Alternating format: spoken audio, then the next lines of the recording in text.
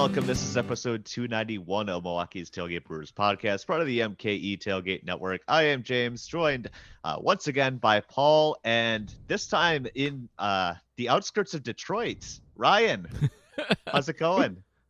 I am in a Fairfield by Marriott in Livonia, Michigan. Ooh, and that is Livonia. that's exactly as exciting as it sounds. If you could see this right now, Ryan looks like he's being interrogated as a hostage. He looks like he's hiding in a closet from a horror movie monster. That's what he looks like. Mm-hmm. He's live from the Bates Motel right Did you guys go Yes. out in Detroit at all, out of curiosity? No, so Okay. This has been pretty much just we've come to town and we've had long extended meals with various relatives. Okay. Both of my wife's parents are from Detroit originally. Oh, okay. I didn't know And that. this was they came out here and they actually came for a family gathering that was supposed to be tomorrow. But one of the prominent people featured at that family gathering died last week. Oh. So they're actually going to a funeral on Wednesday and staying Wow. an extra day. Okay. All right. So Gotcha. I believe the person was in their 90s. All so right. it's, Sorry to hear that. but yeah, so it's been an interesting trip, but it's been good to see a lot of relatives that they haven't been here since COVID. So getting to see relatives. So Okay. good for that, but we haven't really done much. I was trying to talk them into going to Ann Arbor tomorrow, so we'll see how that goes. Always a good idea. Ann Arbor rules. It's great.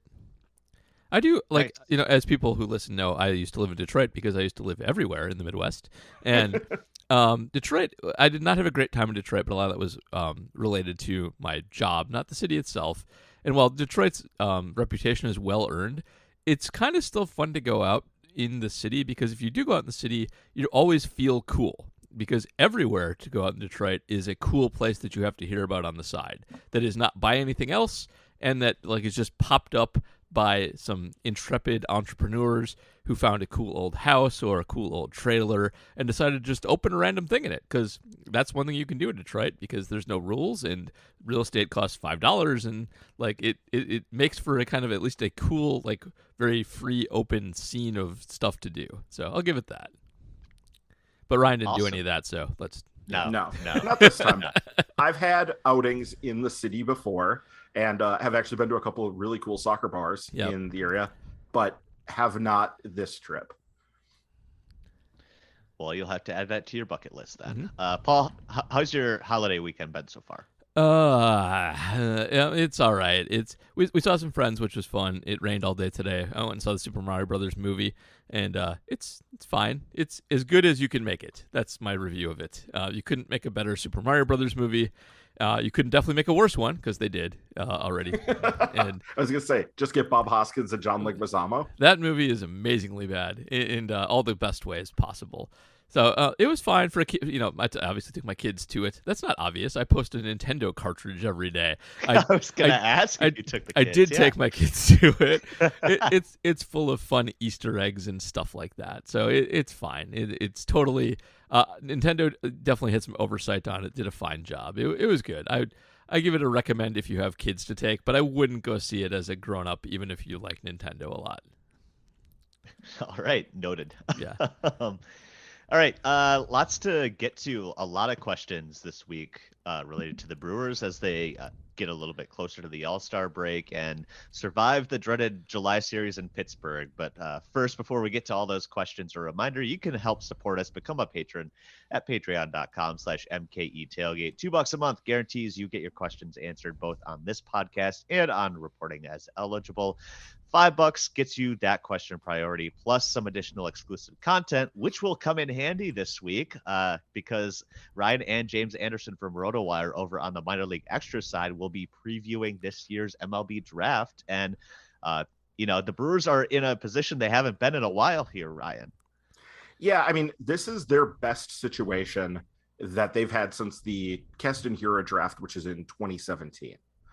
And that's because they have the 12th most slot money to spend. And that's a combination of picking 18th, which is, they picked Bryce Terang, 18th. So they've been up this high in this time period. But what they haven't had is the Comp A pick, which they have pick 33 as well, which comes with a higher amount of slot. So between 18, 33, 54, and 87, That's what's getting them most of their slot money, and they're 12th. So they should have a little bit of wiggle room.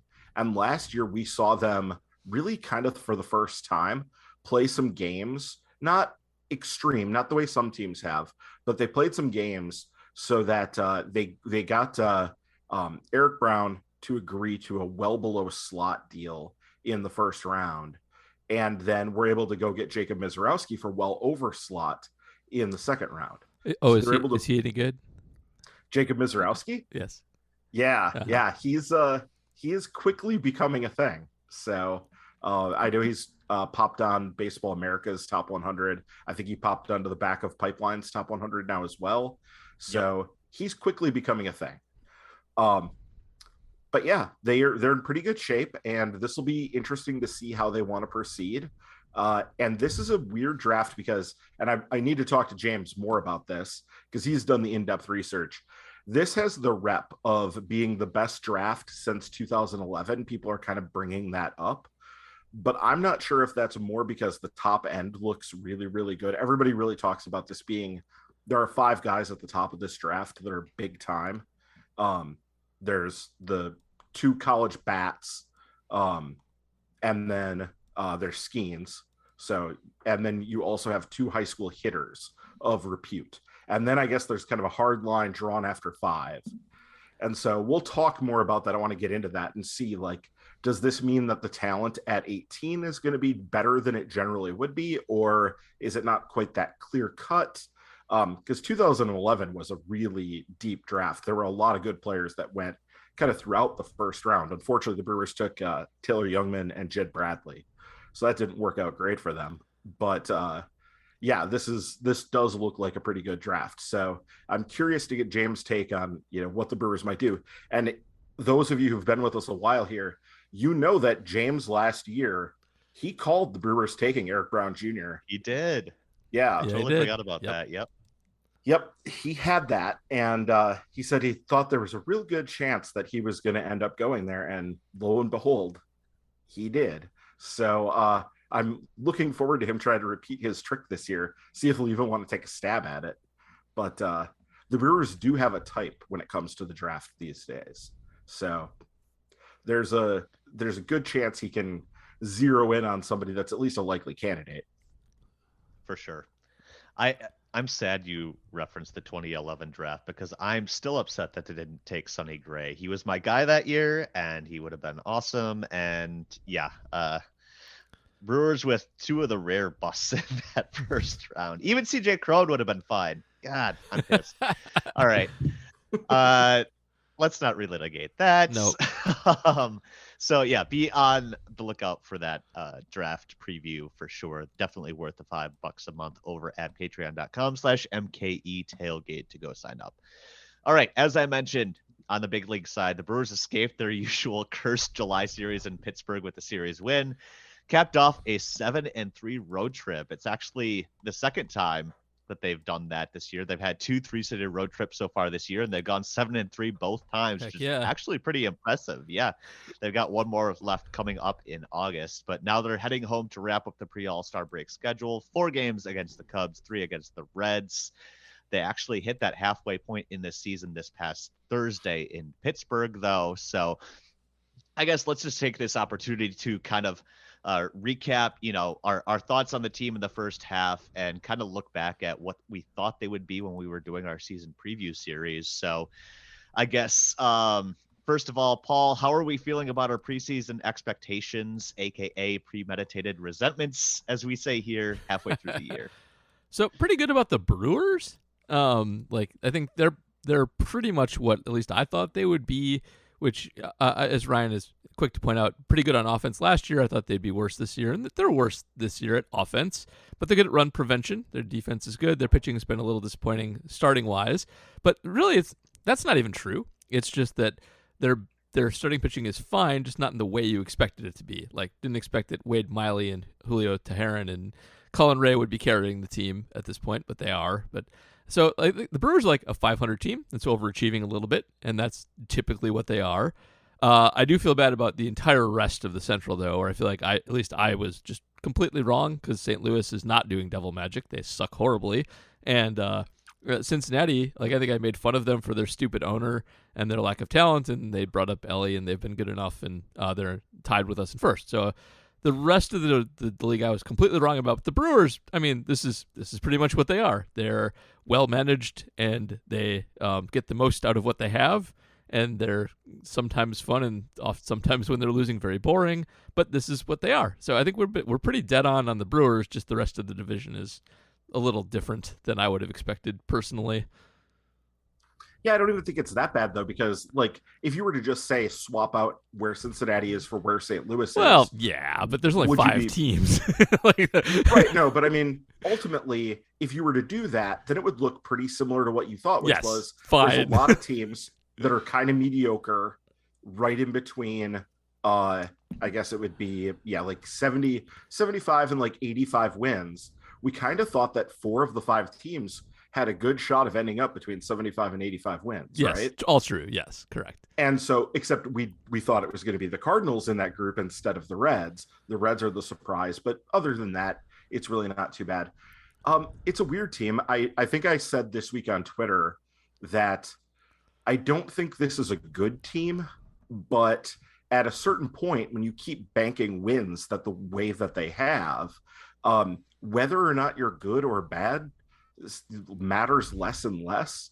And what just matters is where you are in the standings and, what that can look like. Because when it comes time for the playoffs, it's just really very much a crapshoot. So I'm not particularly, I guess, like surprised at where everything is. It's played out differently than I thought it was going to. The offense has been even worse than I was worried coming into the season that the offense was going to take a step back, and it's been even worse. Yep, it's been rough. And the pitching has not been good because of Burns, Woodruff, and Peralta. It's been good in spite of them, really. Which is insane. Like very, very unexpected.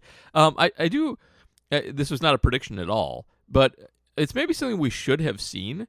Like with the young guys, and Turang's back, but with Weimer and Turang added, that they might be able to get more mileage out of sort of the back end of the rotation than we expected. And we maybe should have seen it coming for like Hauser, who is that kind of pitcher. Mm-hmm. But there's no reason it couldn't translate to Wade Miley.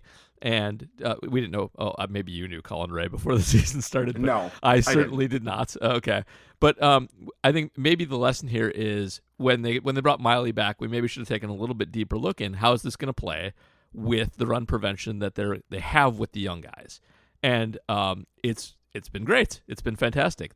They're making ground ball pitchers and contact pitchers work where other teams can't because they're just so good at putting balls into play, turning balls into play into outs.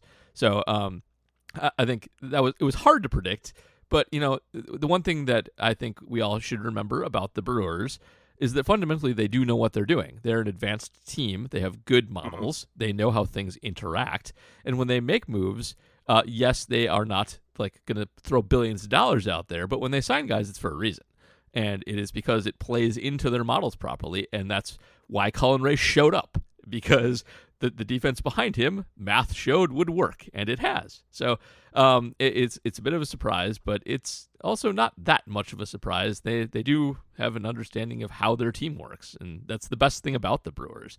A lot of teams don't know their ass from a hole in the ground. I think that's part of the problem in St. Louis.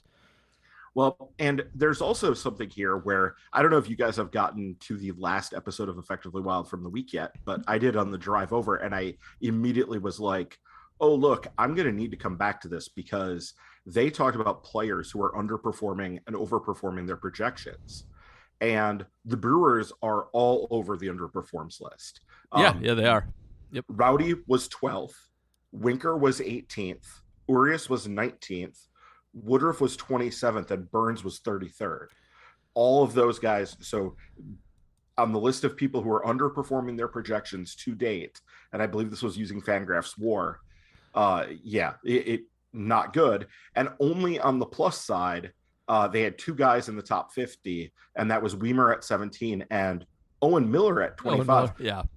I was surprised that Miley because of the limited innings, Teheran and and Ray, none of them jumped on there because obviously I don't think much would have been expected. But then I went and looked at their WAR, and the WAR isn't outstanding from them, especially Fangraphs WAR, because it doesn't necessarily buy into them being as good as they had been.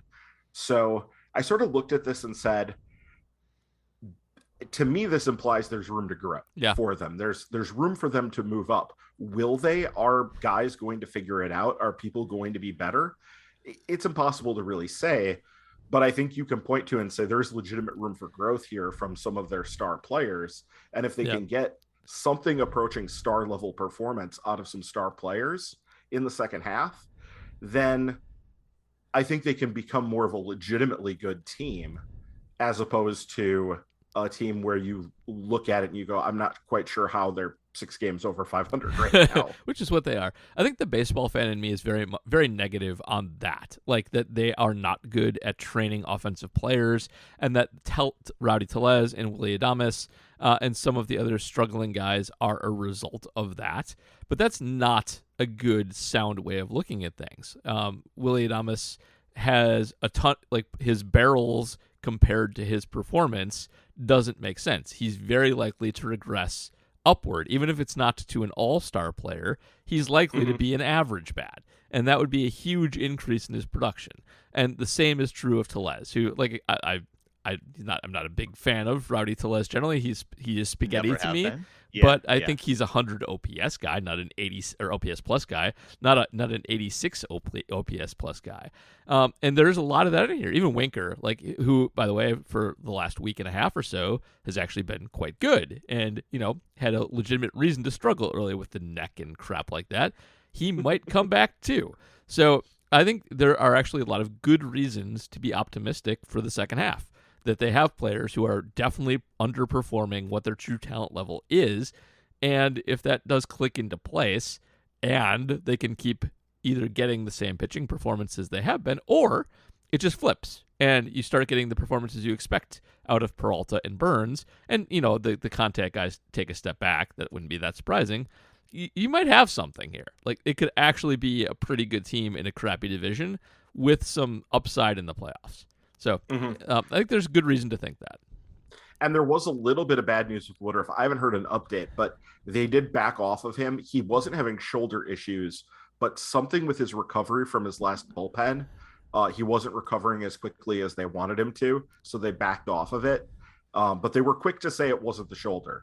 So hopefully it's not a big deal and they just move right back forward with it. But we've been down that road before and we've heard that before, so you have to be a little bit cautious of that, but still hopefully Woodruff is also sitting out there, and actually Justin Wilson is currently rehabbing and could be a help in the bullpen coming up, but we have bullpen discussion questions later, so I'll leave that for then. But one last thing I did want to point out is and this probably took a big hit this week. I don't have the up-to-date numbers in front of me. The Brewers, when we were having our great debate in the middle of the week, those of you who follow us on Twitter know there was a big win probability added discussion that was spurred. God. Why didn't Elon limit tweets before you guys went at that? We're probably the cause of it. We probably drove the server charges through the roof. But Kurt Hogue pointed out that Jesse Winker led all Brewers hitters in win probability added, which is basically just a stat that measures when a guy comes up to bat versus when they are done with their at bat, how much does the win probability for the team change? And it's a way of measuring things. And Jesse Winker happened to lead, even though his numbers are awful. It's a clutch stat, and so it's not predictive. We'll go with the stuff we all agree on. When WPA is not predictive, if a guy has a high one, it will not continue, but it is explanatory. It tells you what did happen, and Jesse Winker happened to get all of his hits in high leverage situations. That's what happened. So, yes.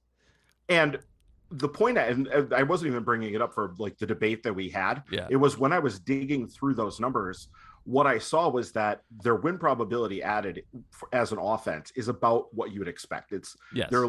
They were basically right in line win probability wise, but you know where it was an outlier? In the bullpen.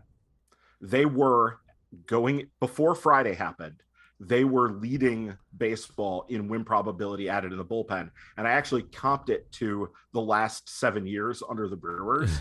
And they were like third already. And win probability added is a cumulative stat. Yes. So the fact that halfway through a season, they were already at 5 wins added in the bullpen was pretty outlierish. And I think, well, obviously they took a big hit on Friday night. Yeah. So that came down. But I think you can make the case that like the bullpen has been a little bit over its skis in terms of locking down so many close games. We saw that all week this week, where it was like one game after another of them locking down these close wins.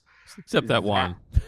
Except the one. But that's why they lost that one. Yeah. Right. They had nobody alive to pitch. Yes. Yeah. Right. But I do have to say that like that is the area of the team that I expect the most regression in the second half negatively. I think that they can kind of, with the pitching performance that they've gotten, they can kind of pick up from what they've gotten in the starting rotation. They can get guys who have been when Teheran and Miley and Ray go through their inevitable downs that they're going to be going through. Yeah. Burns, Peralta, Woodruff hopefully can pick them up. Offense, I think we've talked about a lot. There's a lot of room for growth there. Yeah. But the bullpen feels like an area where they're probably not going to be as good at locking down leads late. I think that's true. As they have been. I agree with that. Like most of the main bullpen players, they don't have terrible FIPS at all. They're all pretty good. They're like mid 3s, and most of their ERAs are like mid 2s. And that's they're not going to be horrible. But you're right that they've protected far more leads than you would expect them to protect based on just reasonable pitching expectations more than anything. It's a good bullpen. It's just not this good because no bullpen is this good. That's exactly it. So let's go on because we've got a lot of questions, and I want to hit this from a different angle too. Yeah. So. We do. And this will play into the trade deadline discussion that we'll have a little bit later too. But first, we got to talk All-Star break stuff. So, of course, the full list of All-Star selections, or at least the preliminary list of All-Star selections before all the substitutions came out on Sunday. And as of now, Devin Williams is the only Brewer to be named as an All-Star. Christian Yelich got passed up for Juan Soto, Nick Castellanos, and Lori Gurriel Jr. on the NL roster. So, Paul, sure. Did Yelich get snubbed? I mean, a little bit, but it's not a big deal. Like it's not like Yelich is like an overwhelming all-star by any stretch of the imagination. Should he have made it? Probably yes. Part of that is he is still one of the best defenders in left field, which is again like being the best bullfighter in Alaska. Like it doesn't matter that's the case. But yes, he was snubbed. Yes, that's correct. But it's not a huge deal. It's within the margin of error for outfielders, for left fielders. So yeah, you want to complain about it, go nuts. Nobody will hear you because it's on Twitter and you can only see 600 tweets a day. But he snubbed, but not a big snub. This is not a huge deal. Yeah, I stopped getting upset about All-Star stuff for the most part, like a long time ago, and I don't need another thing to get upset about. Absolutely so not. It just like. He will probably end up on the team unless he tells them, hey, guys, don't put me on because I want to go on vacation. So, and that would be perfectly legitimate if he just said, I don't need to go. Let some young guy go who's going to appreciate it more than me. I think this is a Keith Law thing, and if it's not, I apologize. But it makes the point frequently that this shouldn't actually be a half-year stat or metric. Like the last All-Star game was played midway through the last season, and we've had that much data to ascertain who should make the next All-Star game. And Christian Yelich was crap for that part of the season, so there's that too. You know, he's had a nice couple months, but we have more data since the last All-Star game to go on over that. So it's not a great complaint for him.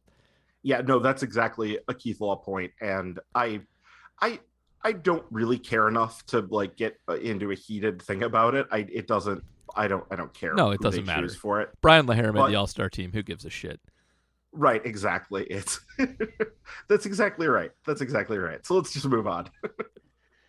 All right. Well, Christian Yelich may not be All-Star quality, at least according to you guys, but my only lemonade has a different question here. Boy.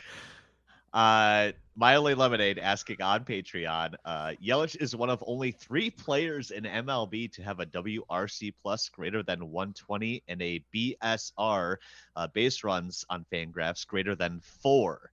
The other 2 players are Ronald Acuna Jr. and Corbin Carroll. Is it fair, despite the past 2 years, Paul, to call Yelich underrated? I think technically yes, which is the best kind of correct. So, but again, he's been back / good for like 2 months, and we shouldn't be fooled by that. So yeah, the season's 3 months long. He's been really good for 2 of them, and he's been really good. Like Yelich has been a huge asset. The Brewers wouldn't be contending without him. So yeah, he's underrated right now, but like, let's see a year of it before we start making big proclamations about things. Right now, he's, I would say, on speculatively underrated. Like that's all he is right now. Hopefully he keeps it up. Yeah. Yeah, speculatively underrated. He is trending in the direction of being a very underrated player. Yep.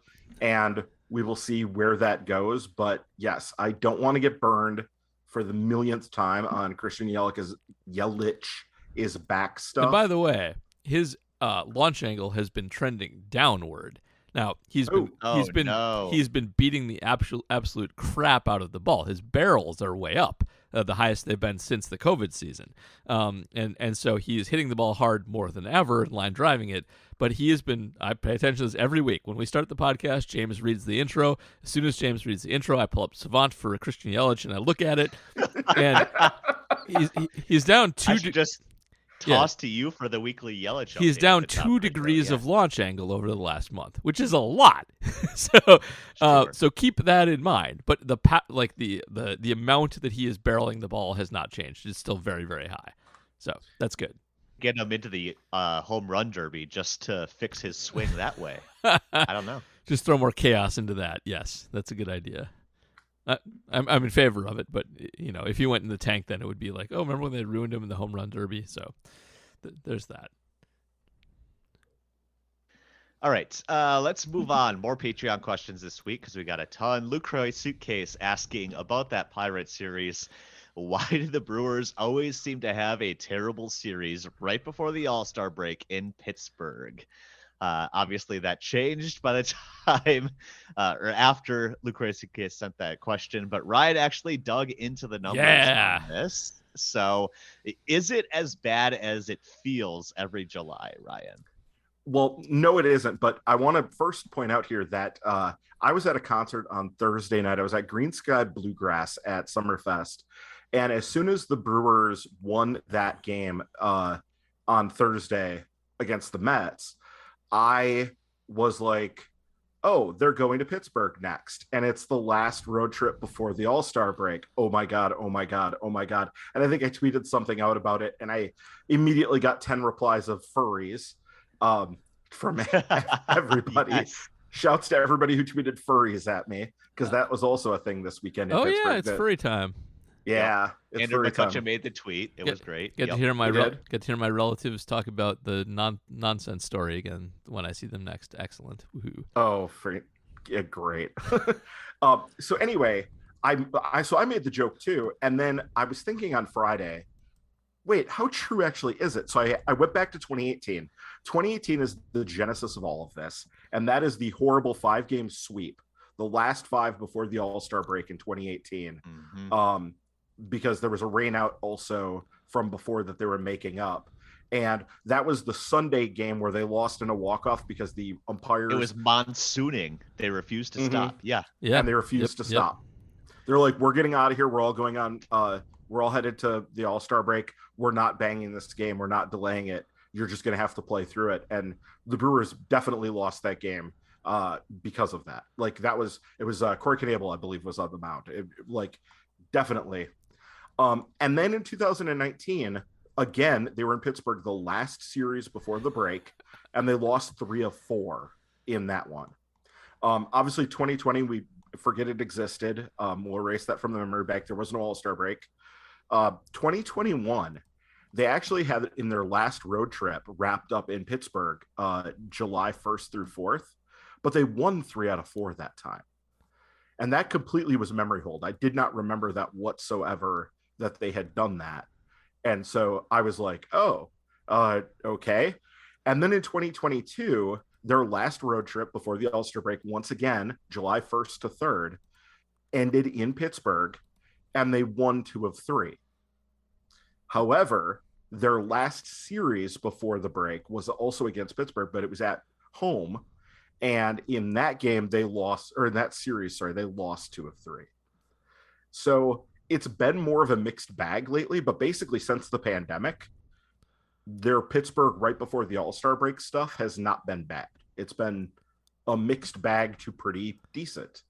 So mostly it's the PTSD from 2018 and 2019 that has us here for just, so we know that for the future. We don't have to worry about this in the future, but somebody at MLB definitely knows that this is a thing. They definitely are scheduling this on purpose, because we've ended up wrapping up the last 4 years that there has been an All-Star break, or sorry, the last 5 years that there's been an All-Star break. They have played their last series on the road in Pittsburgh. Okay. Sometimes it's the last series overall. Yeah. So, but somebody knows this and is doing this. This is intentional. So for me, this goes back to 2004, because I'm old. Oh. When I don't know if it's going to the All-Star break, but going to the middle of the season, both teams were abysmal because it was 2004, and Pittsburgh included. And I remember this because they had Craig Wilson at first base, who I had in fantasy a lot, who was kind of like the Rowdy Tellez of 2004. Okay. And going into like July 4th weekend into game 81, they played a series in Milwaukee, and the Pirates swept them with a run differential of 32-8. And Craig Wilson went like 8 for 14 with 3 home runs or something like that. So like I always remember that, like, a bad Pirates team just beating the bejesus out of my bad Brewers team, and it seemed to continue ever since then for me. But it's, again, as Ryan said, it's not true no matter how far you go back at all. It's just you remember the bad stuff, which is a good example of what this is. It's just me having a random Pirate on my team, so it sticks in my head that they got destroyed. But that's not true. Right before that series, the Brewers won like a whole bunch of games in a row. So what are you gonna do? That's just how it is. Stuff gets in your brain and becomes true even if it's not. And there was one other thing too. I was thinking about, do you remember the Brewers had like a 20-game winning streak at Miller Park against the Pirates in 2000, maybe it's like 2011-ish, that era, 2008, 2011, somewhere in that neighborhood, because all the Pirates people, well, they all called Miller Park the House of Horrors to this day. Yep. Like, everybody still is terrified of coming there. And the Brewers have largely whooped up on the Pirates in the Mark Attanasio era, for want of a better term, because like since that class of Weeks, Fielder, Braun, that whole group came up, against the Pirates, they have to have a pretty overwhelmingly positive record. Yeah, I would think so. In that era. So yeah, but conversely, I feel like everything always goes wrong at PNC Park. Maybe because I'm used to the Brewers beating up on the Pirates in Milwaukee, so then it's like everything goes in the reverse in Pittsburgh. Yeah. But man, I'm glad we have the numbers to back that up. So LaCroix Suitcase actually followed up that question saying, forget that question. Glad the Brewers broke the Pittsburgh Nightmare Series streak. I instead will ask, Paul, since you brought up Rowdy Tellez, how long will the Brewers stick with Rowdy? I love him as a big dude who looks like the average Brewers fan, but there has to be an upgrade over his 680 OPS, right? So they will probably stick with him for a while, because while he's been bad and while he offers nothing on defense, he hasn't been bad for that long, and there's no heir apparent for first base on the team. But first base is also a place where they love to throw spaghetti. Like, there have been just a jillion first basemen on this team over the last 10 years. Just a huge number of them. And so if they add a random power bat who can't play in the field, or 2 or 3, as the deadline approaches, that it would be totally expected. And if that guy gets hot, then Rowdy's seat will also get hot. Because, again, Rowdy is just spaghetti. And if different spaghetti sticks better, he will be gone pretty quickly. Yeah, I mean, and we already know that some of the various spaghetti that could have replaced him, your Yeah, they've done this. Luke Voigt. The Luke Voigts of the Voigt, world. Singleton, Yeah. These guys were potential replacements for Rowdy, and they've been worse than Rowdy. Yes. So, like, there's that. Just a quick look at the rest of season projections for Rowdy Tellez. Zips has him putting up a. Oops, I'm in the wrong spot here. Zips has him putting up a 106 WRC plus the rest of the year. Steamer has him putting up a 111. And then just kind of looking down to FGDC 108, and then the bat is at like 114. So, I mean, really here, everybody is expecting him to have a pretty significant bounce back and get back to sort of where he was in the 2022 season over the second half of the season. That doesn't mean it'll happen, but I think it's a fairly reasonable expectation. Yep. But yes, it is, as we get to the deadline, a potential area of upgrade if he doesn't start to get hot and start to kind of figure it out a little bit. But I think that if this team is going to hit their top end of what they are capable of, Rowdy's going to need to be part of that and get hot down the stretch and be good. And we've seen him do that. So we know what that looks like. And the main concern that I have is that his strikeout rate this year is up. He was below the league average in 2022. He was a 20.2% strikeout rate. He was at 20% even in 2021. And then you go back to 2020 and it was 15%. This year it's bounced up to 23.4. And that is a bit concerning, but he is still taking his walks. His walk rate is just down slightly from last year, but 9.6%. So I don't think things are terrible there. And we have seen him hit for power this year, right? I mean, he has 12 home runs. Yeah. I think he still leads the team, doesn't he? He's up there. Yeah. It was all April, though, right? April, May. Yeah. He got off to I remember like the first week or two of the season, he was pretty bad. And then he got really hot at the end of April and into May. And he hasn't homered since. He does, by the way, still lead the team. He is tied with Willie, but he does still lead the team. Okay. Yep. So, yeah, I think that chances are good. They're going to need, for them to be successful this year, they're going to need Rowdy to be better. But they could look at potentially bringing in some replacements at the trade deadline should that sort of still stick out as a need. All right, moving on. Adam Post has one last Pirates question Thank God. Week, asking, does Andrew McCutchen hate the Brewers? I don't think personally, but I do know for a fact he has homered against the Brewers more frequently than any other major league team. So I guess, Ryan, let's start with you on this one. Does Andrew McCutchen hate the Brewers? Well, I was actually just going to look up those numbers. So he leads, he has more home runs against the Brewers than any other team. Yes. So of his, and I don't think reference is updated through Sunday, but Probably not. He has 297 career home runs. 37 are against the Brewers. Next highest is Cincinnati at 34, and then the Cubs at 28. OPS is a little bit different, a little bit lower OPS, but he has a career 868 OPS against the Brewers. Yeah, coming into today and looking at how he does against other teams in the division, Cubs 867. Yep. So the Reds 836, a little bit worse, but kind of in that same general area. Against the Cardinals, that would be a big one to check.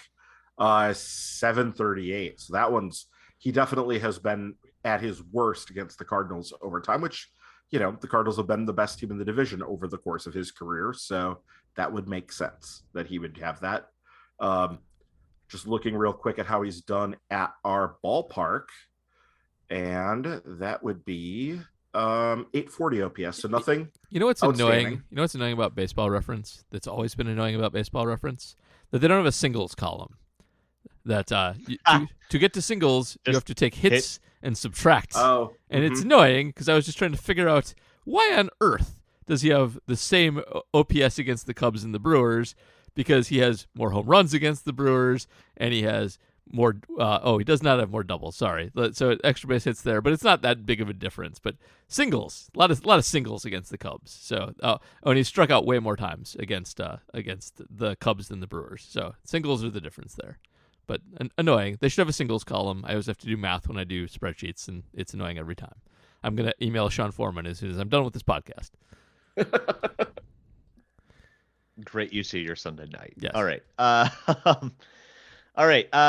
Let's move on. So Price Trozen is asking about the bullpen. So as we kind of talked about, they've been excellent in these close and late situations, showing signs of cracking in Pittsburgh at least. But part of that was due to how they basically used their A bullpen every night in New York. So Price Trozen is asking, with the bullpen regulars getting extended work with the close games and the relievers not performing well or getting DFA'd, do you think they'll let Abner Uribe take a stab at the majors, or would this be a possible momentum killer for him facing big league hitters at this point? So, Ryan, let's start with you. He's up at AAA now. Seems like primed to show up in the majors at some point, but is it too early? This is a tough one because there's no position where I think it's more just about like how good is your raw stuff, how rawly talented are you, as what plays in the bullpen. It works in the bullpen if you do that thing. So I am going to say right away, I would not be shocked if it happened really at any time from now on. That said, I'm not expecting it to happen right away because I do think they're going to want to give him a little bit more run. And here's the thing to really note so far.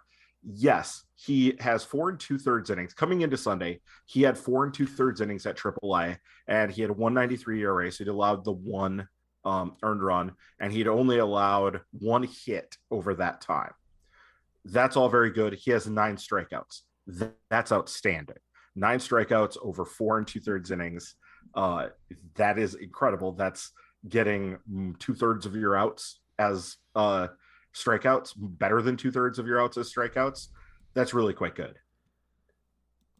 On the downside of this, he also at this point has 6 walks in 4 2/3 innings. That's not going to play. Right. Yeah. And big league hitters are going to be even better at spotting that right away and saying, this guy can't hit the zone.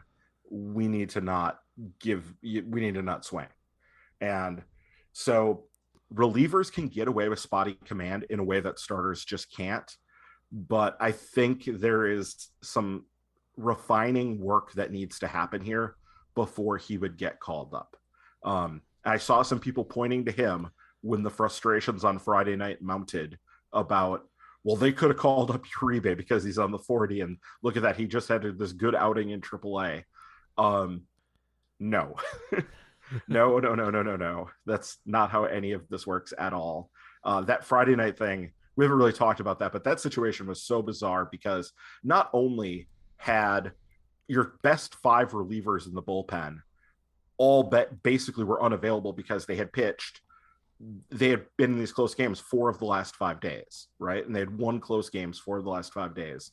Not only that, but they had just sent Peter Strzelecki and Trevor McGill out. Yeah. They hadn't done their 10 days yet. So they couldn't be called back up. And frankly, both of those guys have been kind of spotty at best. Like they're not big shutdown guys. Nope.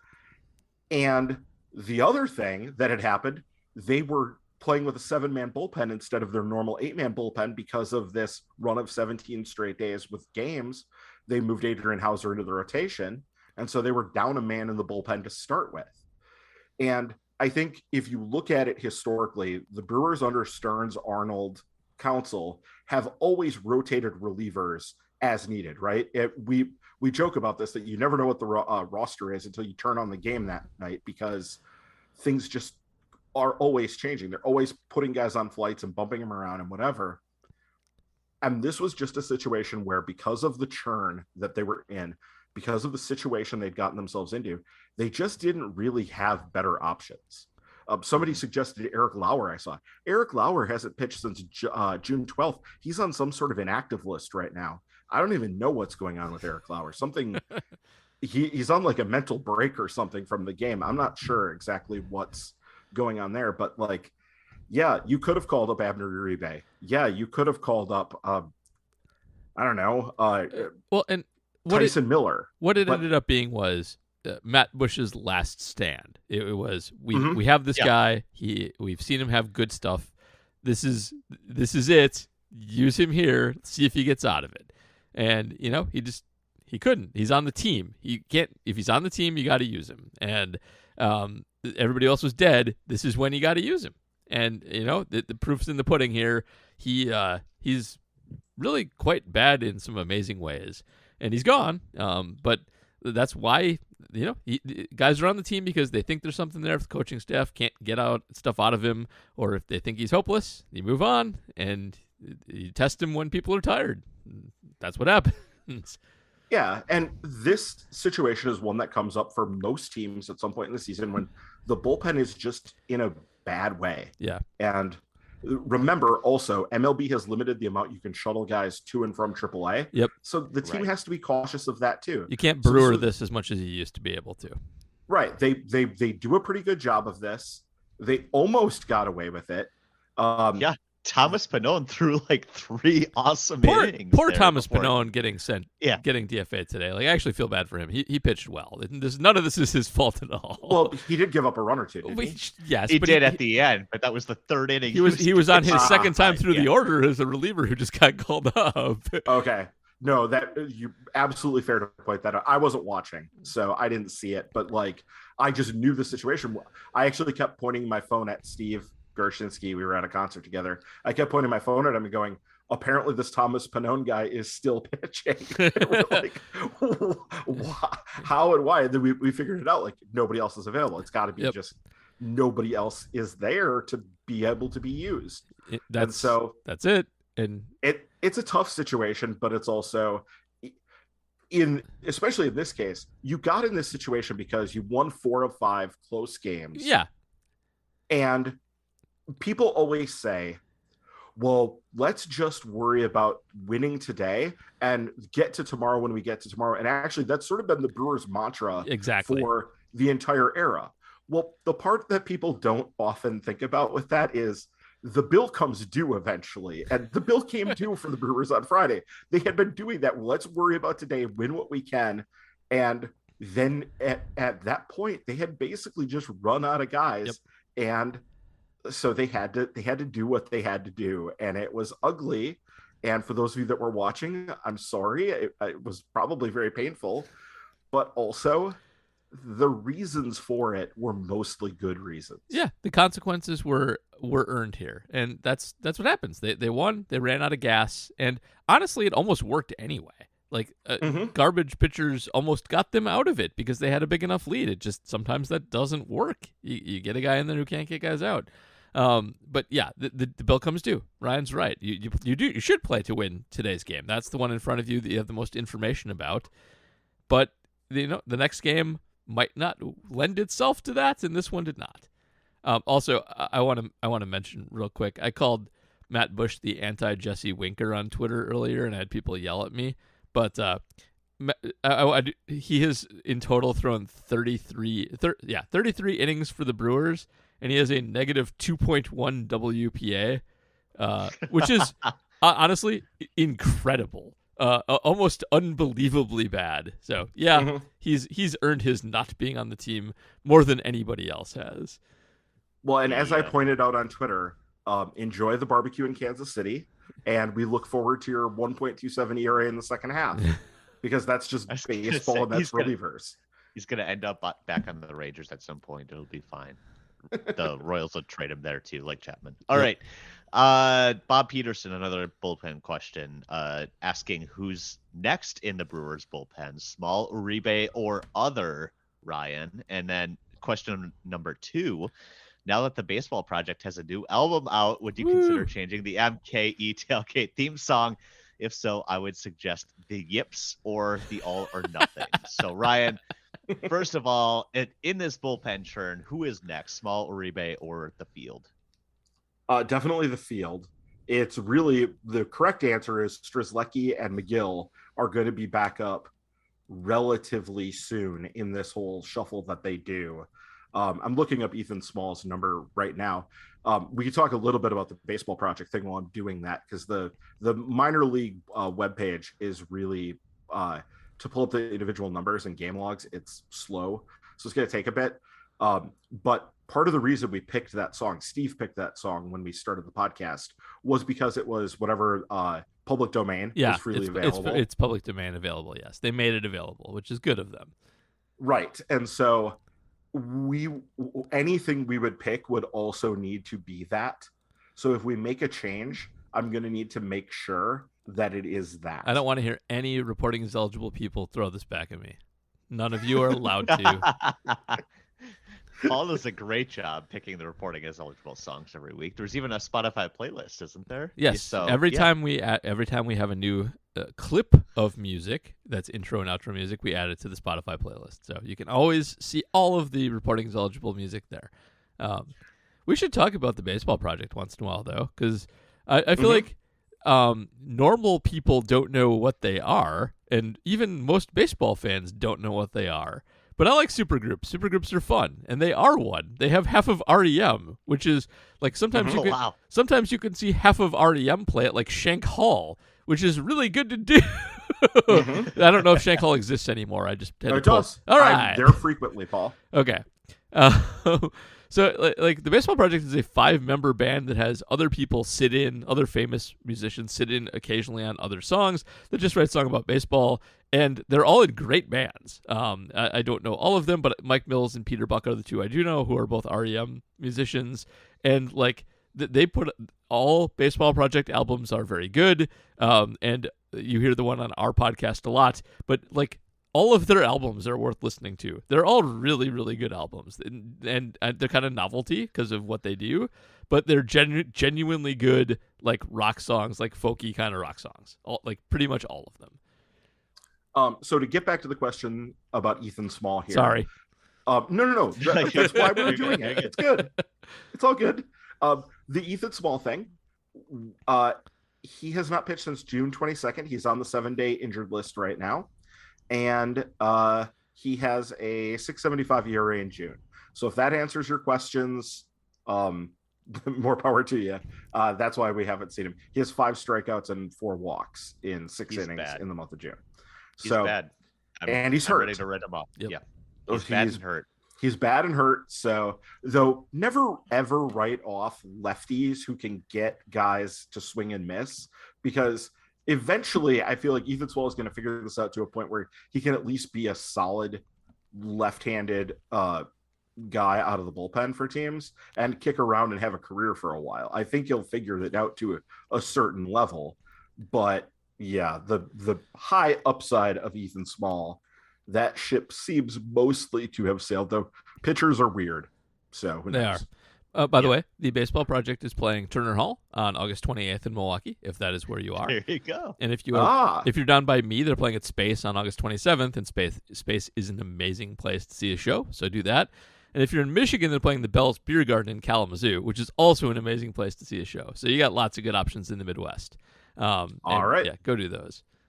I am going to have to figure out how we're going to make that Turner Hall show work. Is that a weekend night or is that a weekday night? I don't know why they don't put that information on tour date websites, but they have not done so here. I just have the date. August 28th is unfortunately a Monday night. So that's going to make it trickier to do. But you got nothing else going on. It's fine. Just head down to that's back to school. Shoot, the space show on the 27th is sold out. So boo. Oh well.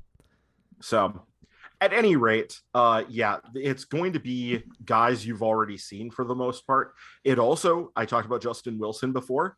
Justin Wilson is coming back from Tommy John surgery. The Brewers signed him specifically to be a guy that they could potentially put into their bullpen this time of year. And he's working his way back. I think it's still going to be a bit, but that could happen. And then the trade deadline guys, because they're going to make moves at the trade deadline. So let's go to that. They could even trade for Trevor Rosenthal again. We'll see that happen. Sure All could. right. Jay Google asking, do the Brewers maybe have to consider a piggyback for Freddie Peralta's starts? Just has struggled with command. So, Paul, I know you've talked about Freddie a lot recently, and this is kind of who Freddie is, right? Like you could get an excellent start, or you could get a 3-inning dud. Yeah. So it's hard to plan for that. I'm not sure if piggybacking helps him too much because it doesn't address the underlying problem of Freddie keeping it together. And I think you just have to kind of work through this because he has been rough, and there's been more bad than good this year. His ERA is rough, and it matches his underlying peripheral stats, which is unfortunate. But like, you don't want to play the platoon game with him too much. I don't think.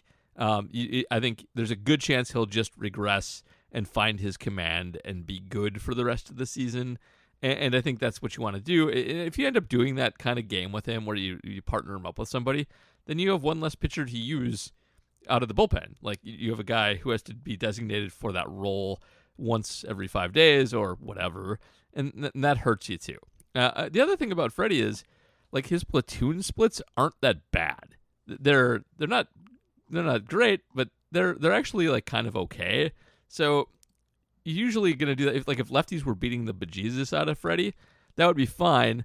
They're not. He's a Brewer, so of course he has reverse platoon splits. Righties have a 797 against him OPS, and lefties have a 718 against him, which is ridiculous and not anything like what Freddie has historically done. But this is the Brewers, so here we are. So yeah, that doesn't help at all. So don't do that. Just let him work through it. He'll be fine. Yeah. The other thing about doing a piggyback is really more when you're talking about a guy that's going to go like 3, maybe 4 innings.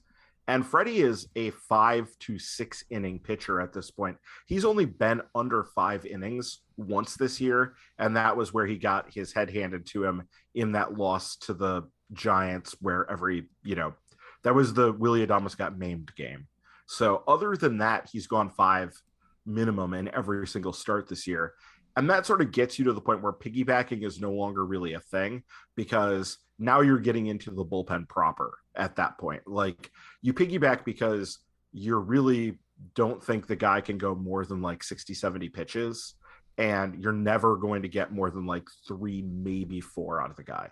And that's not, Freddie isn't that bad. Like as bad and as disappointing as the season has been, he hasn't been that bad. I think some of it is just like the expectations of things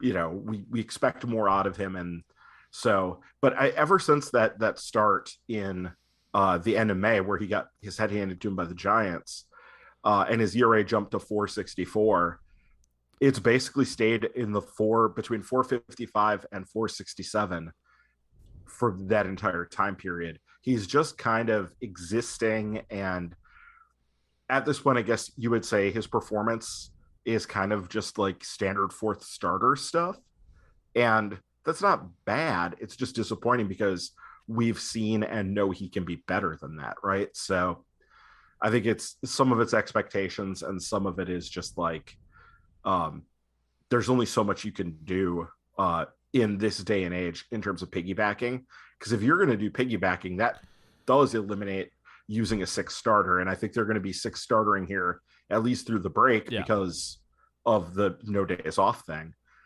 So they're already sort of pressed, and MLB is doing more and more to make it harder and harder for teams to do stuff like creative with their pitchers.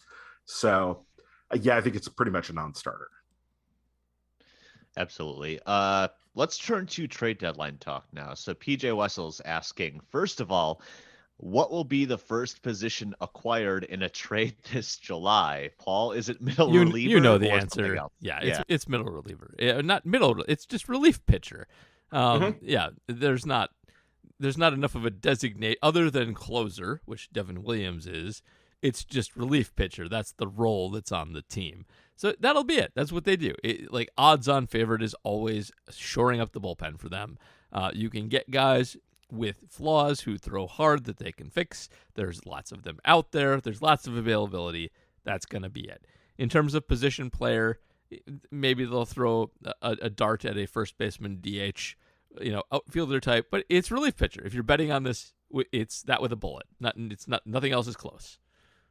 Yep, nothing else is close. The only other thing it potentially could be is if the right bat became available at the right price, and they just said, okay, we want to do this, especially if it was a right-handed bat who hit left-handed pitching and it came available, that would be the only way it's not a relief pitcher. Yeah. Basically. Yeah. It's too bad the Brewers aren't interested in those types of players. No, so, it is. Yeah, it'll be a relief pitcher. All right. Logan Inderdahl asking, there was an MLB trade rumors article speculating about the return of major leaguer for major leaguer trades. It was put into the context of the Astros outfield, but do you have any ideas for the Brewers to take advantage of the returns of those types of trades? Ryan, how about you? Yeah, I wanted to throw this one to you guys because it popped into my head, I think midweek, and I didn't say anything about it because it's just so insane. I was listening to a podcast and they were talking about the idea of would and should the Padres trade Juan Soto for pitching? Oh, boy. And I went, sure. Corbin for Juan. Let's go. Yeah. Right. Corbin plus probably something for Juan Soto. And I immediately got super intrigued by the idea. And I'm like, well, that's really interesting, isn't it? So what do you think of that? I mean, it's speculatively speaking, I see how you think the Brewers would match up with that. Absolutely 100%. But if that happens, I will eat something in my basement. It doesn't matter what it is. They're all gross. I mean, but He's you looking would around, yeah. Hold on. You would happily do it, right? Oh, you of course. Okay. Yes. Okay. That's what I thought. I think most people would probably happily do that deal. Juan Soto has had a nice bounce back. He actually was pretty below his standards for quite a while, and not just last year after he went to San Diego, but also to start this year. But he got hot, I think, in May and has sort of returned to as an all-star. And it would be fascinating. I think it would be fascinating. You'd have to move him back to right field, which is not huge, better in left because he's not that good an outfielder. So, but yeah, it's kind of, and he's, for those that don't know, him and Burns are on the same exact free agency schedule. Yep.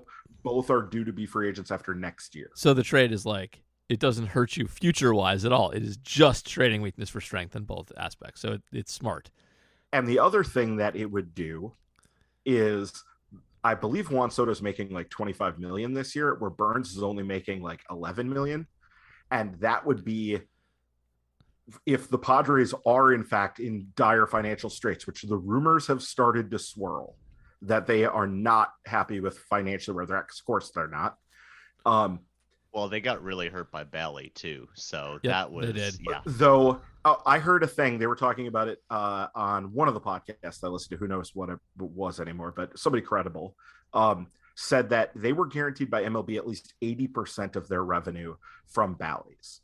So MLB said they would guarantee up to 80%. So I think they had a $75 million a year contract. So 80% of that is what, about 60 million. So at most, the Bally's thing is hurting them by about 15 million. So it's probably not crushing them this year. Future, probably yes. But for this year, probably not terrible. But it was intriguing anyway. I thought about it and I'm like, man, that would do a lot. Think about Juan Soto in the middle of lineup and how instantly better you would feel about, everybody else around him. That would be a huge improvement. It would be great. Yes. We should make that happen. Yes, if you know how to do that, Paul, if you can get a hold of the right people and broker that deal, I'm all for it. I'll see what I can do. I mean, I'll use the same thing I used to fix Yelich. So yeah, no problem. Yeah, you're gonna need to download OOTP to make that happen, probably. All right, Steve Romanesco asking about a recent interview Matt Arnold actually did with Adam McKelvey, which is really interesting. If you haven't read that already, check it out. I think it's actually part of Adam's newsletter that they posted on the site. But regardless, Steve's question here, reading between the lines on Matt Arnold's answers, I should say, to Adam McKelvey's questions Friday morning seemed pretty much means the plan is to do nothing at the deadline, right? So here's the main quote from Matt Arnold. I'll read it here, saying, quote, "Look, we want to be competitive here in 2023. We feel like we have a good team in place. We will be opportunistic to try to improve this team where we can responsibly But ultimately, I think we have a lot of good players here, and even others coming back off the IL, led by somebody like Brandon Woodruff, who's a really exciting player to add as a deadline addition. Aaron Ashby, I think there's a chance that he comes back later this season. Justin Wilson is throwing the ball really well right now. Tyrone Taylor isn't that far off, so just more guys coming back. I think those could also be quality additions to a team that we certainly already believe in. So a lot to kind of go over there, but the use of responsibly kind of made it sound like they won't trade any top prospects, Ryan, and he flat out said he wouldn't trade Willy Adames or Corbin Burns in another answer. So a definitive answer there. They're not trading Corbin Burns or Willy Adames. So I guess like Steve says, Ryan, reading between the lines, sounds like nothing to get too excited about this trade deadline season. Yeah, that's exactly it. It's going to be probably them adding around the fringes of the roster the way that they do. And I would not expect them to give up top prospects. And they really shouldn't, to chase this particular chance with a roster that's kind of meh. Like it could end up working out. This could go well for them, but I think that they want to mostly keep their powder dry and not trade away certainly guys in their top 5 of their system. Somebody did propose a trade that was like, we would have to give up Abner Uribe and Max Wagner to get Tyler O'Neill from the Cardinals. And this was proposed by a Cardinal media member. Sure. Yeah, go for it. Absolutely. I was kind of like, I admire your restraint in not trying to grab, Tyler Black or something for Tyler O'Neill, because like at least you have some sort of grasp on reality here.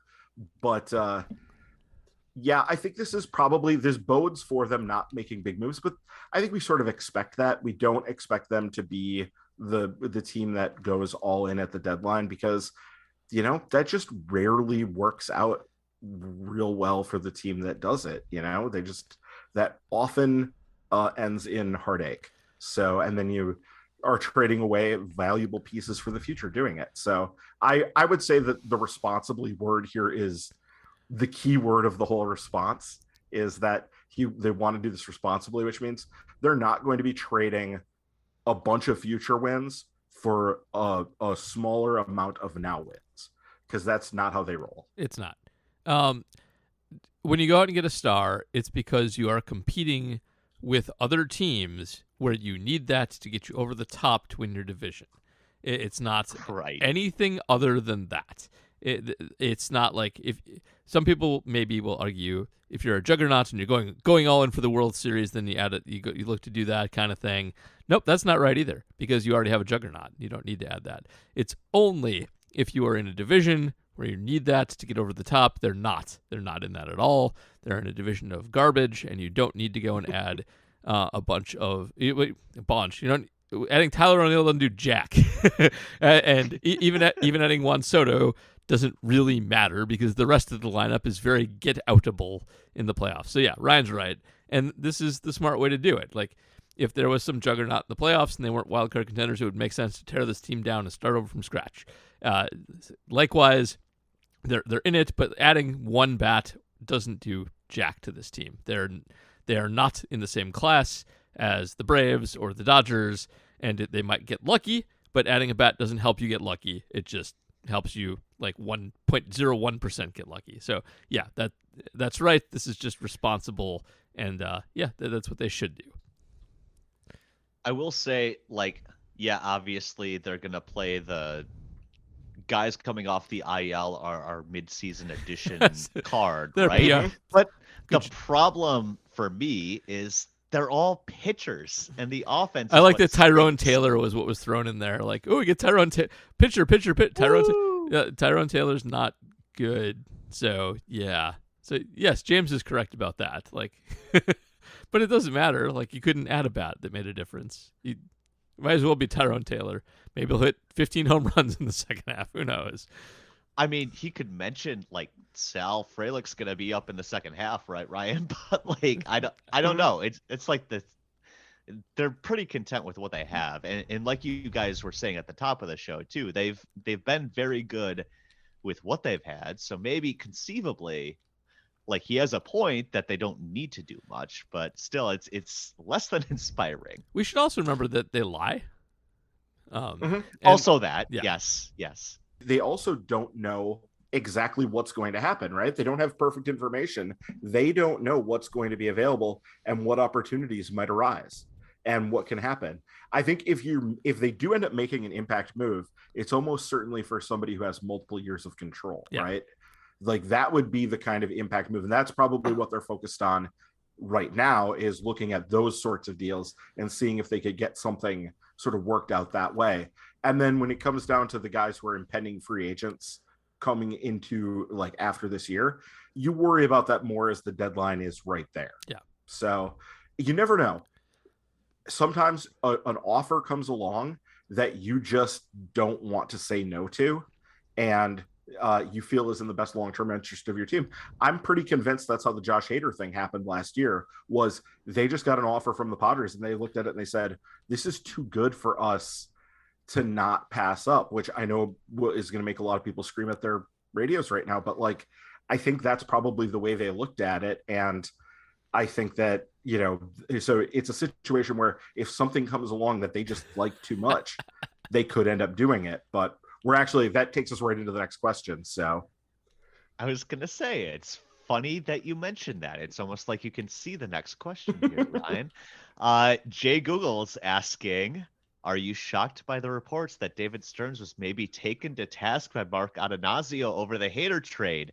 That's why he stepped down. So background, John Heyman and I think others reported that David Stearns was quote unquote chastised after the Hader trade. That was during John Heyman's pretty much at this point annual piece on David Stearns heading to the Mets whenever the Brewers visit New York. Monthly, James. Yes, monthly piece, especially as the Mets have been terrible this year. So I guess, Ryan, what do you make of that? That maybe David Stearns was kind of dressed down, if not for the trade itself, maybe for the reaction behind the scenes. Yeah, I mean, I don't know necessarily like dress down, but like Mark may have been annoyed at him. He probably was, because it came blowing back mostly on him. It came really on Mark. Everybody interpreted it as Mark is being cheap. And so I could see that being a case where it made Mark frosty in his, because it sounds like he talks to the GM on like a daily basis. I could see that getting frosty and testy during the Brewers' fall from grace in August last year. That wouldn't shock me at all. And maybe Stearns decided, hey, look, this has run its course. I'm not going to be there long term. We already know I'm not signing an extension, and Matt is going to be taking over. So let's get that going right away. And maybe like, because they also in this piece said that he was burned out. And he said that in the press conference, he was burned out. And we kind of laughed that off. But you know what? I think that it's more and more likely that that actually did play a role in this. I buy that. Yeah. That he was just eager to have the year off and, spend some time with his kid. Because baseball executives, I don't know if you realize this, people who run baseball teams are like 90, 100-hour work week people. Like it's... it is a grueling job. And so for him to get to spend a year largely, taking it off and being with his kid, being with his wife, probably too good an opportunity to pass on. And yes, I 100% think they're going to hire David Stearns to be the man on top of the pyramid at the Mets. They probably won't even have to get rid of their current guy. They'll just put Stearns right on top. A lot of the guys who do the 100-hour week grind don't like spending time with their kids. I want to just get that out there. I know a lot of them. I people who listen to this know I'm an attorney. I know lots of people who do that. Some people like their kids. Some people not so much. So there's that. So the burnout thing strikes me as I don't like this situation, but I suspect if you gave Stearns an opportunity to work 100 hours a week at some other organization, he'd probably be fine. I suspect he was chastised a lot for this, and I think the best way to explain it is the difference between Josh Hader and Hunter Renfroe. If you trade Hunter Renfroe, who's like a 2.5, 3-win player at the deadline, no one gives a shit because it's Hunter Renfroe. If it's Josh Hader, who people kind of like and is in the game in clutch situations every night, it makes people a lot madder, and Mark Attanasio gets sworn at when he happens to be out and about in those rare instances when it's too hot and he needs his windows rolled down in the back of his fancy car.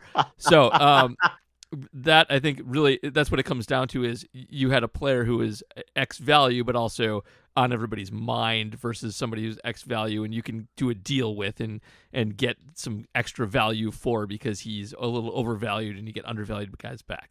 Like that's what this comes down to. You made a risky play with a high profile guy that does not fly under the radar, and so you get yelled at for that. But in rich type A worker land, Stearns may have been burned out, but he's burned out because he had extra scrutiny on him, and he thought it was a wise move to make a high-profile decision instead of a low-profile decision, and he'll be fine and back doing grind work as soon as he gets off the team. Okay, that's actually the best explanation I've heard of like the Hader thing, the Hader versus Renfroe thing. That is a completely great explanation of that. I 100% buy that. Well, thank you. Yes, like that gets to kind of the heart of it, because yes, Hader and Renfroe relatively close in value. Yeah. Renfroe may even be a more valuable player, but you're right. No one gives a shit when you trade Hunter Renfroe compared to the Josh Hader situation. Yep. People did grumble about the Renfroe trade, but nobody cares about it nearly as much because, you know, he's not Josh Hader. He's not the guy who has the hair flapping in the wind and the closer music and all of that stuff. You're 100% right about that. It's the star power of the deal. Half the grumblers thought he was a receiver and it was a Packer news item. So yeah. All right. Last question this week. Let's wrap things up here. John Matz asking, are the Brewers destined to be boring? On the new Effectively Wild, they brought up how there has been no correlation this year between a team's spending and their on-field success. I know this isn't something new given how blah the Brewers' last 2.5 seasons have been, even while reaching relative success. So what will need to change to make ownership spend a little more to make the product on the field a little more exciting? Or are we destined to rooting for a franchise going forward that relies on its dedicated fan base while management exploits cheap labor and an analytics department making the team just slightly better than average? Paul, your thoughts on that one? They're not destined to be boring. Part of the problem that they have right now is that boring skills are undervalued and have been for a while. And part of that has been playing into what baseball has sort of geared towards. Like their pitching's good. Like Corbin Burns and Woodruff have been. This year's different, but like high strikeout, high velocity starting pitchers and a good bullpen is kind of boring. A lot of guys strike out, and not many balls are put in play. And on defense, or not defense, that's the Brewers. On offense, like run prevention turned out to be undervalued for them for a little bit. And then just power plus strikeouts. Like this year, again, is a little different. But the last few years, it's been they either hit a home run or they strike out. And home runs are fun, but striking out for the first 5 innings of every game isn't fun. That will likely change because baseball has changed drastically over the last year and a half. The pitch clock changes incentives and the no shift, even though there was a prospectus article this week by Rob Maines about how it hasn't changed very much. It does still change incentives. Like it does still change the hitter profile that you want. The bounciness of the ball changes incentives. So you're not destined for this. This is actually just a bad coincidence of a smart front office playing into what baseball happens to be incentivizing at any given moment. But that's going to change quickly, and the Brewers will do good research and react to it. And hopefully it will be a bunch of fun play and good offense and more like the Melvin era, but maybe with better pitching. And we'll all have a lot more fun. But they're not destined for this at all. This is just them following the breadcrumbs as to where you should go, and they just happen to not be that fun of a result. But this changes all the time, so it'll get better. Yeah, I like the framing of that. I think that there's a lot of validity in that. I actually wrote something down about this because I was thinking about this so much when I saw the question last night, and I couldn't sleep because I was first night in a new bed, and it always is terrible that first night. So basically, I was thinking about this, and I was trying to figure out, I don't think spending makes a baseball team exciting. I think that it can make an offseason interesting, right? I think that it can do that. It can raise levels of interest and raise levels of expectation. Um, but really, more than anything, I think what makes a baseball team exciting is winning, and particularly winning more than you're expected to win. 2017, 2018 were thrilling seasons because we weren't necessarily expecting to be as good as we were. That was the team outperformed expectations. And so, like, that made it thrilling. There was also like the players on that team, everybody kind of took them to their hearts because like you had some guys who like to clown it up in front of the cameras. Keon Broxton, Orlando Arcia, Eric Thames, Eric Kratz. Yeah. Yeah, Eric Kratz. There were guys who like to ham it up in front of the cameras, and so that gave the team Jesus Aguiar. This gave the team a personality, but I think more than anything, the reason people took that team to their heart was because they were winning a lot more than what they expected. Or like Christian Yelich was having this MVP season in 2018, not out of nowhere, but vastly exceeding expectations, right? I think this is a lot about expectations. I also think star performances on offense helps a lot here. Star performances on offense will drive interest in a baseball team in a way that other things won't. And I think in that sense, we have a potential solution here in Jackson Chourio.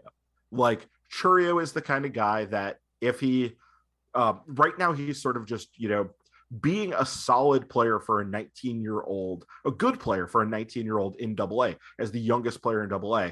But he's not putting up like the huge star numbers at the moment. If he gets back to sort of doing what he was doing last year, where he was putting up huge, massive star numbers, I think that could bring the excitement. There's few things in the game nowadays that gets fans more excited than a young, especially star offensive player, right? A guy who's exciting. Look at Ellie. Yeah, exactly.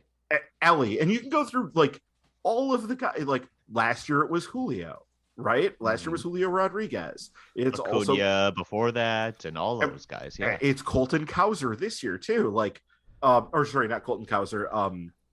Carroll. Corbin Carroll. Corbin Carroll. Yeah, the other CC.